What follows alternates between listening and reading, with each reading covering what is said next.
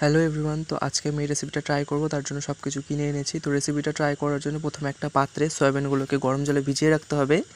তারপর কাঁচা লঙ্কা আর টমেটো কুচি করে নিয়েছি, এদিকে মশলাও বেটে নিয়েছি। তারপর সয়াবিনগুলো থেকে জল ঝরিয়ে সেগুলোকে মিক্সিং জারে দিয়ে পিষে নেব। আর বেটে রাখা সয়াবিনটাতে আমি দিয়ে দেবো 3 চামচ মতন বেসন, আর দেবো কিছুটা পরিমাণ লবণ, আর দেবো লঙ্কার গুঁড়ো, আর দিয়ে দেবো আমি কাঁচা লঙ্কা কুচি। তারপর ভালো করে সেগুলোকে মেখে নিতে হবে। মেখে নেওয়ার পর সেগুলোকে হাত দিয়ে চেপে মুইঠার আকৃতি দিতে হবে। এদিকে তেল গরম হয়ে গেছে, এবার গরম তেলে এক এক করে মুইঠাগুলোকে ছেড়ে দেবো, দিয়ে ডিপ ফ্রাই করে নামাবো। আর এই যে দেখো কত সুন্দর ভাজা হয়েছে মুইঠাগুলো।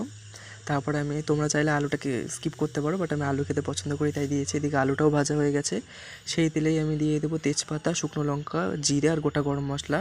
ফোড়ন দেওয়ার পর সেখানে দিয়ে দেবো আমি টমেটো কুচি দিয়ে হালকা করে ভেজে নিয়ে আমি দিয়ে দেবো বেটে রাখা মশলাগুলো। আর এই বাটা মশলায় আছে লঙ্কা, জিরে আর আদা।